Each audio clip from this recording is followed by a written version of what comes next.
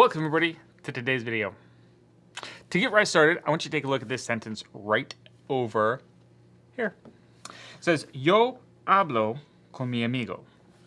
Simple, easy, straightforward, right? I speak with my friend. Nothing to it. Now take a look at this sentence. En la mañana, yo me levanto, me ducho, me cepillo los dientes, y como el cereal. Again, pretty easy, pretty straightforward. Now, this one and this one, if we were looking back at it, really, they're fine sentences. They're beginning sentences. They're starter sentences for people that are learning a language, right? These are things that could be said in different situations, but they're not things that are going to be said often.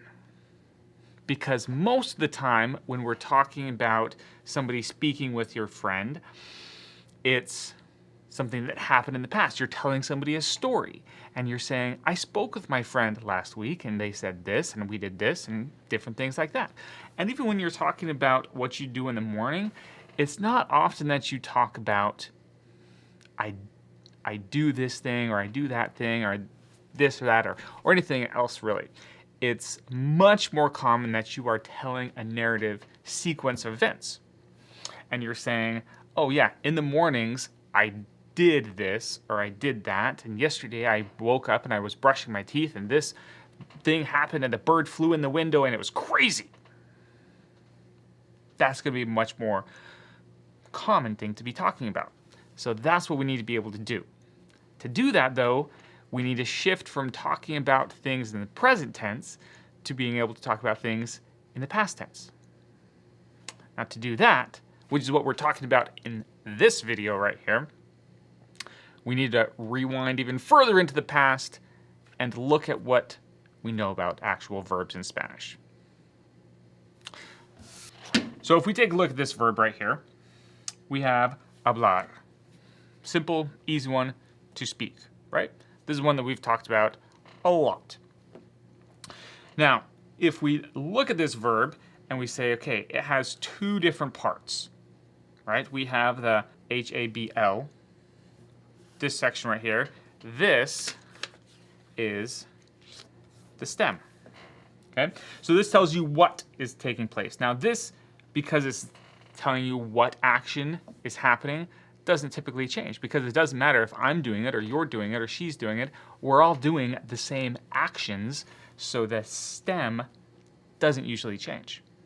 We're going to leave that alone.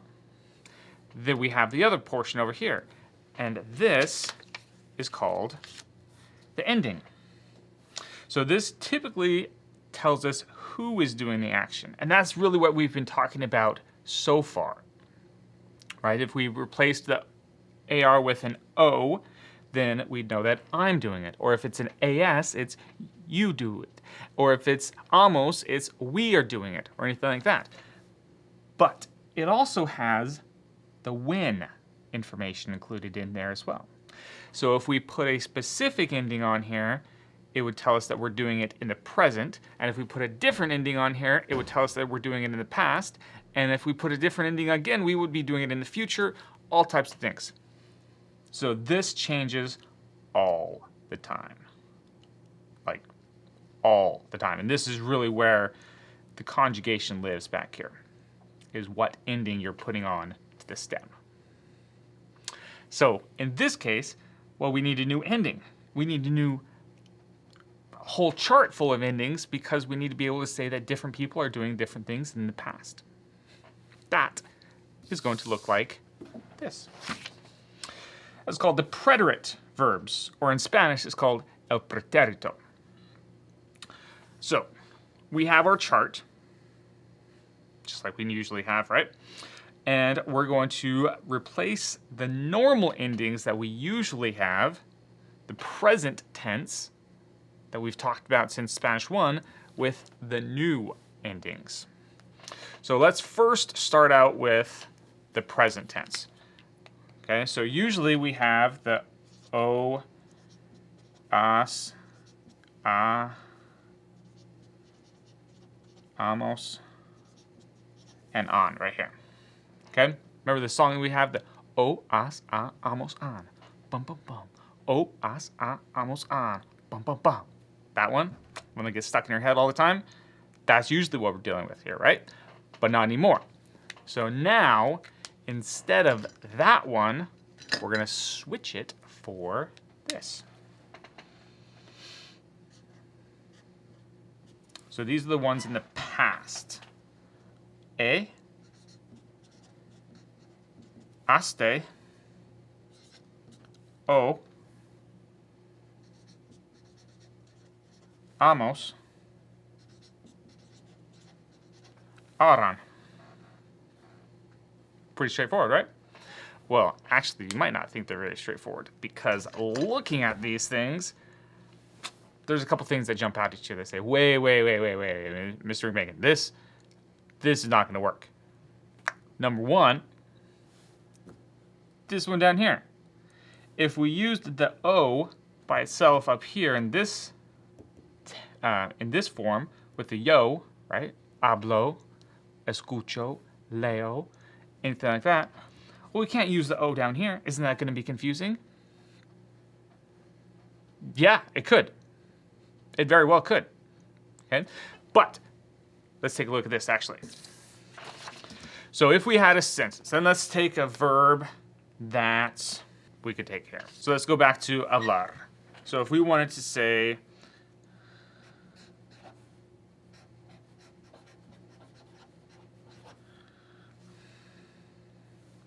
okay, we'll just take this one right here. I speak.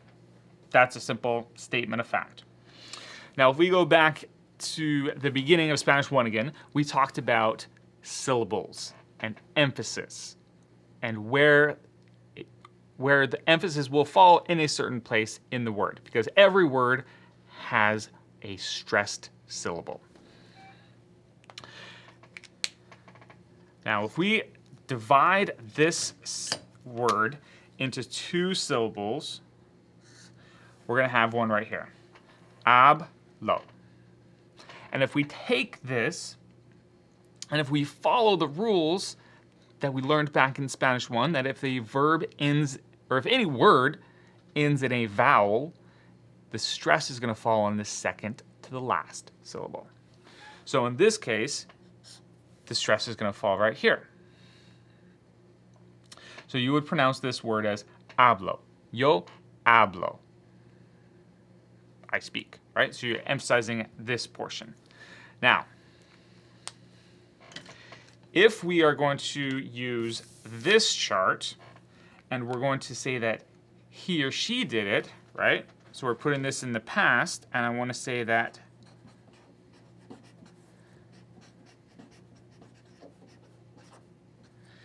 okay, we have to notice that this has an accent because that is where the key is. Now, if we took this, and again, we split it into the different syllables,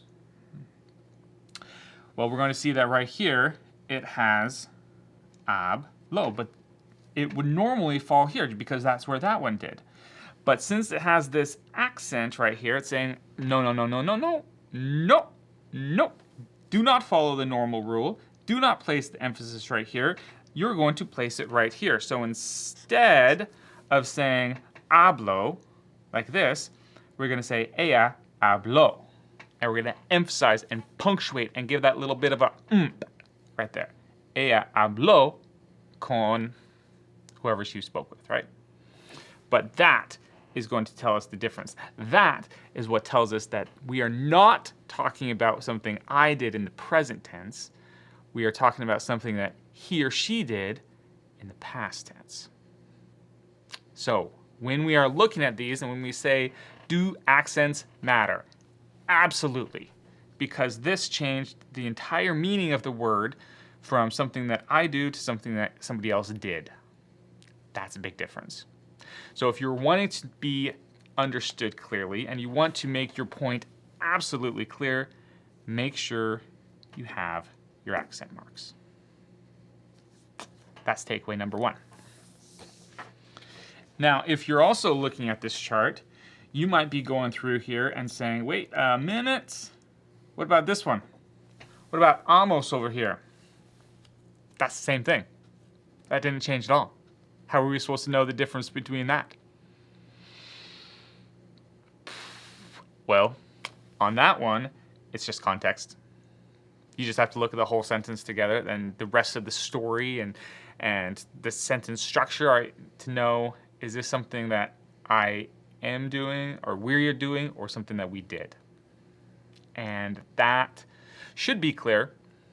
You should be able to understand from the overall context what you are talking about. That's really the only way. So in the words themselves, nothing's going to change. So you can't look at a word and say, this is in the present or this is in the past if it's in the we form.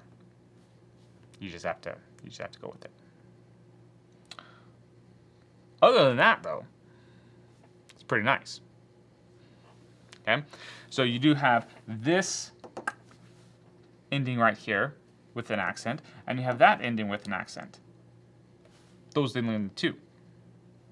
And that's going to keep the pattern as we go into the ER and the IR. So if we went into these different endings, we would have them like this. Iste, io,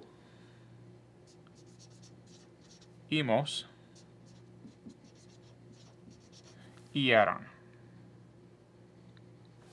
And the IR is really great because it does the exact same thing. So this one is just iste, io, imos, and eran. Straightforward, right? So that's nice because we don't have to worry about learning 3 charts. You only have to learn about knowing 2 charts. And really, between the AR and the ER, there's a lot of similarities, right? You have one letter here with an accent on it, and it goes from A to E, pretty close. This one goes from aste to iste, pretty close. This one goes from O to io, very close.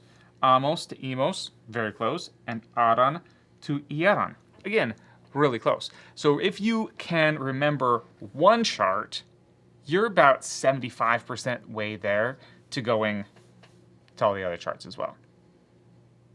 So it's not terribly wrong here. So now that we have these charts here, let's look at our sentences again, and let's see if we can change these from the present tense to the past tense. So if I took this and I said, yo hablo con mi amigo, well, I'm going to drop this O off here because I'm not doing it right now. I've already done it. So we're going to replace it with an E right here and make sure that we accent this. So yo hablé con mi amigo. I spoke with my friend.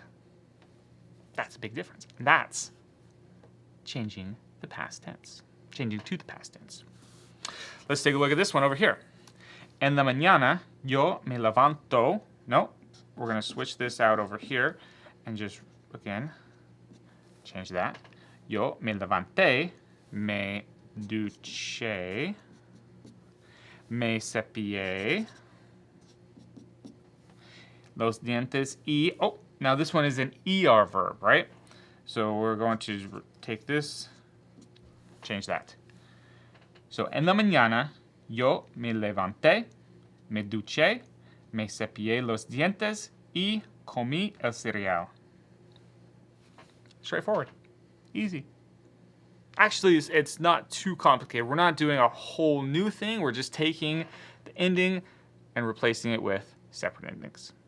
So if you've understood how to conjugate verbs and how these endings work and what all of the information that they give you is from before, you're just taking that and placing it in different endings. So that should give you a leg up. Now, one thing that you will need to know here is, when is this used?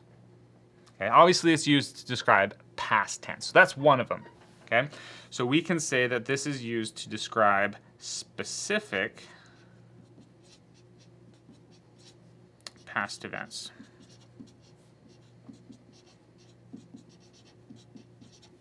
okay? And that would be such things like, yo hablé con mi amigo. I spoke with my friends. Did you do this? Yes. Yesterday, I spoke to them. This is what they said. Anything like that. Okay? But you can also use this for a sequence of events. Such as what we did with the morning routine. I got up, I took a shower, I did this, and this, and this, and this. Okay? And if you're listing a bunch of events, you're going to use the preterite tense as well. That's going to become a little bit more clear as we practice this as to why you need to know when to use these. Okay? But know that for right now, this tense, the preterite tense, will be used for specific events in the past and sequences of events. There you go. That is the introduction of how to do things in the past. So hopefully this has been clear enough that you can get a starting on it, and then as you practice along with it, it should become even more clear. But by all means, if you do have any questions, let me know in class, and we'll be able to clear those up and get you clarified and running and just going full strength ahead with the past tense. Thank you very much for watching, and I will see you guys later. Adios.